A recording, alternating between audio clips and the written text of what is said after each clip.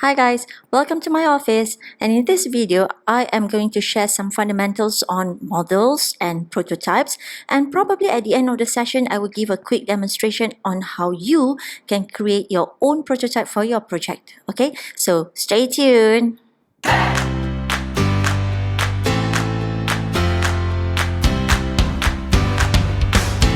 If you recall the three phases of the UX design development, the process basically involves design of the concept, followed by modeling of the design concept, and finally testing of the model. So usually, before the testing stage, the team would need to come up with a model or a physical prototype of their product. The models and prototype is a simple representation of the final product that you are developing. Development of such prototype is very important to give you like the real feel of how the product looks like. Okay, let's look at this. This is some prototype that we did in our class before the PKP. It looks funny, but well, it is a mouse actually. By having some physical model, which you can feel, although it looks quite ugly, but anyway, it allows you to physically examine your design, and you can use this prototype to get feedback from your respondents during the focus group interview. Having a model of prototype allows the team to consider critical design improvements which fits the user needs before the final production of the product, so that at the end of the day you can launch a wow and bombastic product. The term models and prototype are often being used interchangeably. Even for me, sometimes I would use the term model, sometimes I would use the term prototype. But then theoretically, the model describes a non-functional representation of the product. The appearance of the model can be in full scale, as in the actual size of the design, or the size can also be scaled down just to give an idea on how the product looks like. A clear example of a small scale model is the house model display.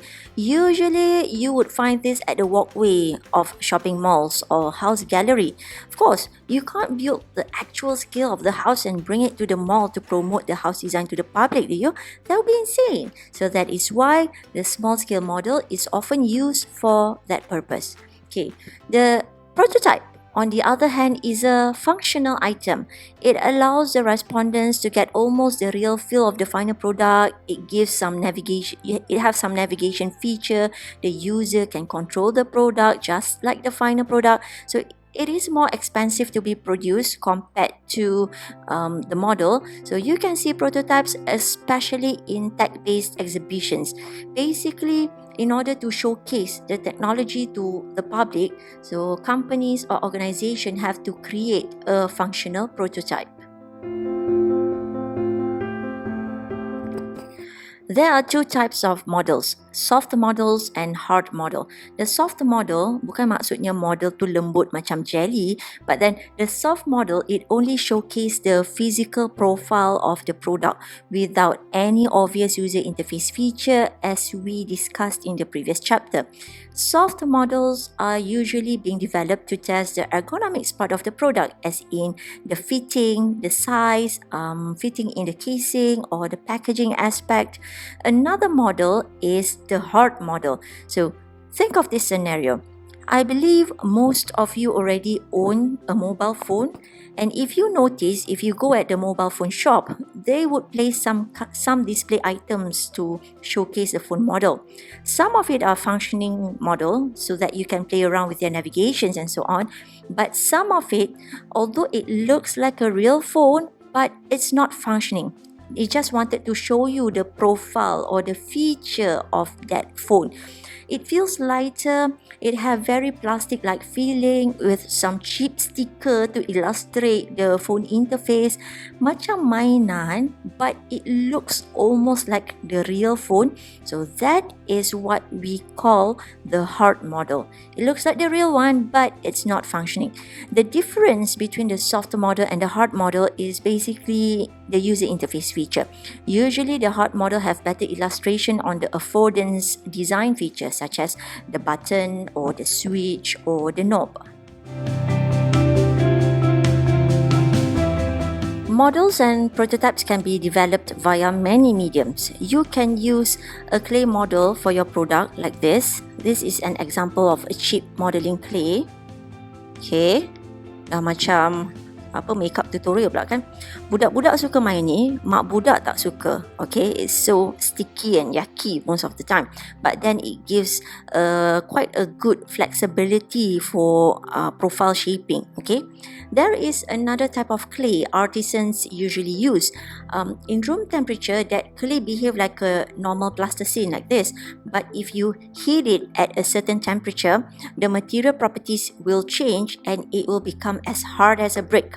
Okay, an example of an artisan clay is maybe like this apa tu panggil pot. This pot, okay, it's hard. So in the first place, it's quite soft when shaping the profile of this pot, but then it is then being hardened at certain temperature, then it will become as hard as a brick.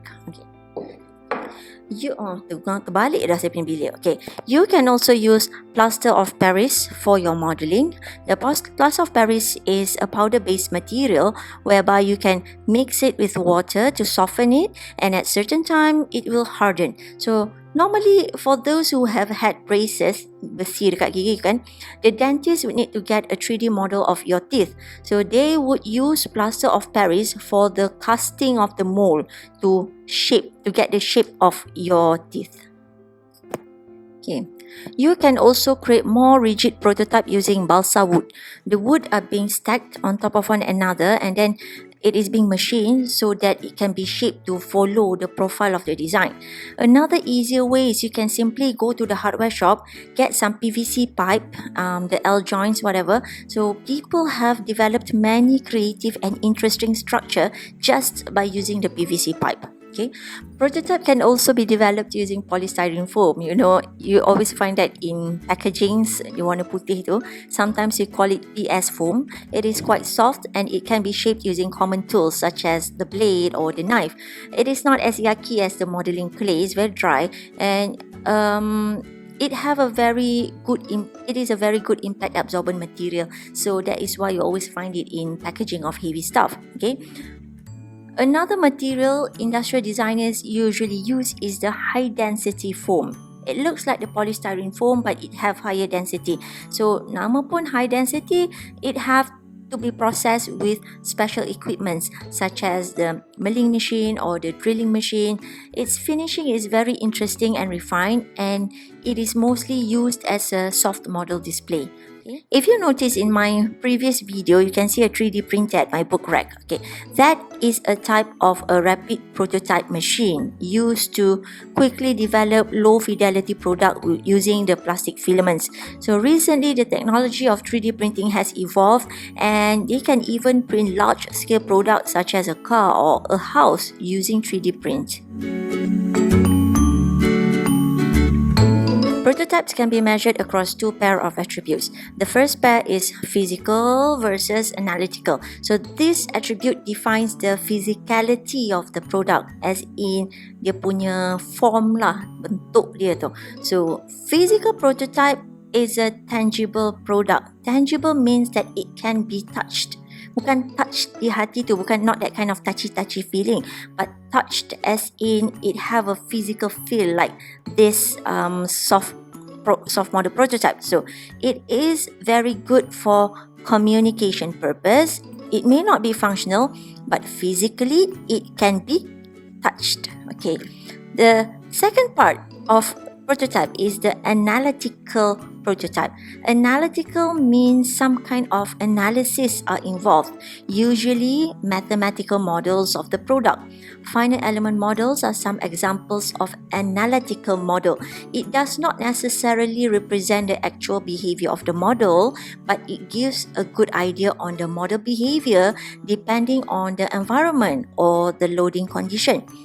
The second pair of prototype are focused versus comprehensive prototypes. So these attributes are related to the depth of the prototype features.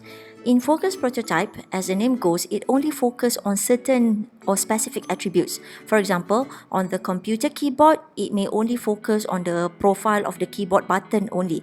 On the mouse, it may focus only on the trackball or the button. Okay, comprehensive prototype, on the other hand, means that it is almost complete, very close representation to the final product. It have many features and it can be proceeded to a very rigorous testing. There are 3 stages of prototype. The first one is the rough or throwaway prototype. It sounds very harsh, and then there's a low fidelity prototype, and there's also a high fidelity prototype. The rough prototype or the throwaway prototype, it's not necessary that you need to throw away. You can always keep it. So the rough prototype is an initial idea, initial requirement. It is not exactly used for the project. Usually it is being developed just to give an idea how the product functions. The second type is a low fidelity prototype. It has some very limited and minimal function. It may have some interactive layouts, and the physical form are more realistic compared to the rough prototype. It is being developed to physically show the general design concept. For example, designing the interactivity of a mobile phone. So rough prototypes are developed just by using cardboard, papers and markers to visually illustrate the scrolling effect of the website or the phone. So you see, it's pretty interesting really. The third type of prototype is a high fidelity prototype. It's almost complete. It represents the core function of the product interface and it is fully interactive. It resembles the final product very closely as it is the real system. Building high fidelity prototypes may require some special resources, including materials and equipment, and that is why it may incur higher costs compared to the low fidelity prototypes.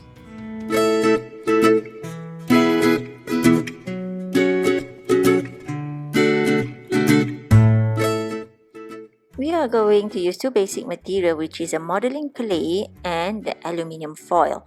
These 2 materials are easily attained at any supermarket or mini market.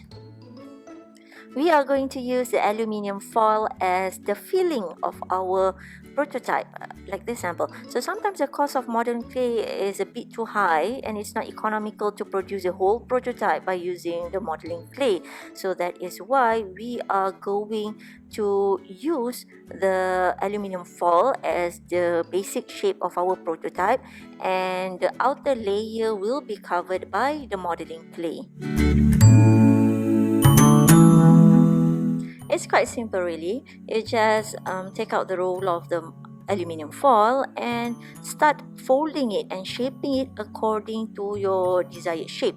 So in this case, I'm going to create a prototype of a new high-tech mobile phone. So I'm going to create just a very simple square shape for my mobile phone. So you see, aluminium foil is a very flexible material. You can scrunch it and form it to create the desired profile that you need in accordance to your design concept.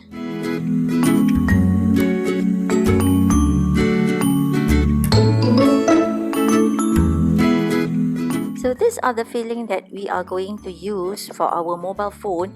It may look very rough with very rough finishing, but then we are going to cover it with our modeling clay. So I got a very nice silver colored modeling clay. So we are just going to put a layer or a coat over the aluminium foil filling.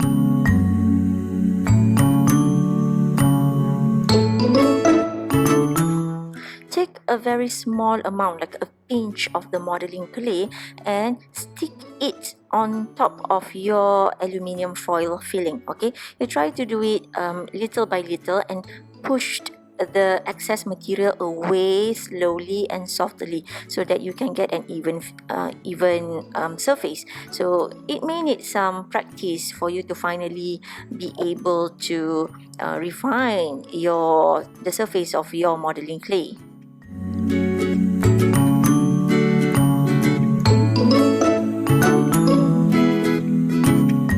When you have finished coating the aluminium foil filling with the clay, you will notice that the surface finish is very rough and it looks pretty hideous.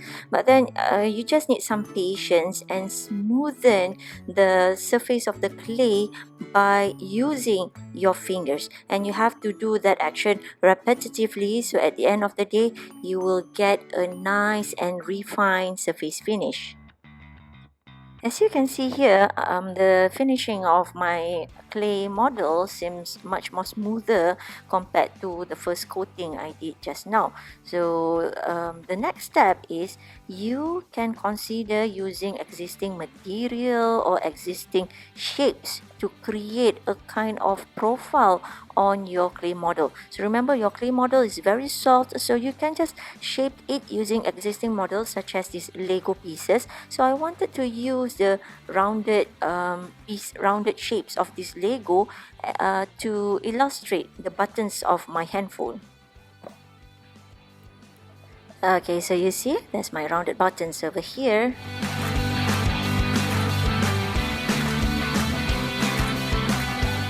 Okay, so that is a quick demonstration on how you can create your own soft model. How to do this? Okay, soft model using modeling clay and aluminium foil. Mine is pretty rough. I didn't even get to finish the back side of it, so I need to fetch my kids. I'm doing this in a hurry. So of course you can do it much better than me. Okay, so that's the main process. You can add different medium to your model, papers, colorful sticky paper, whatever it is. You can even post-process this by spraying some colorful, interesting colored paints. Okay, do whatever you want to do. Creativity has no limit. Don't limit yourself to just using clay and aluminium foil. Explore on different materials, PVC pipe, polystyrene, cardboard, and so on. Okay, we can't wait to see your end prototype for your project. Okay, remember, it doesn't have to be functional, but visually it have to be pleasing lah, something that we are really interested to look at. Okay, so that is the end of this video and also the end of our course. I hope you enjoyed the materials that we prepared. We apologize for any shortcomings, and on behalf of Dr. Rade, we wish you a very best for your project and also for your test too. So makan gula sakit gigi, ada rezeki kita jumpa lagi. Gitu orang Melaka kan, tak sah kalau tak ada pantun. So stay safe, stay healthy. Bye bye.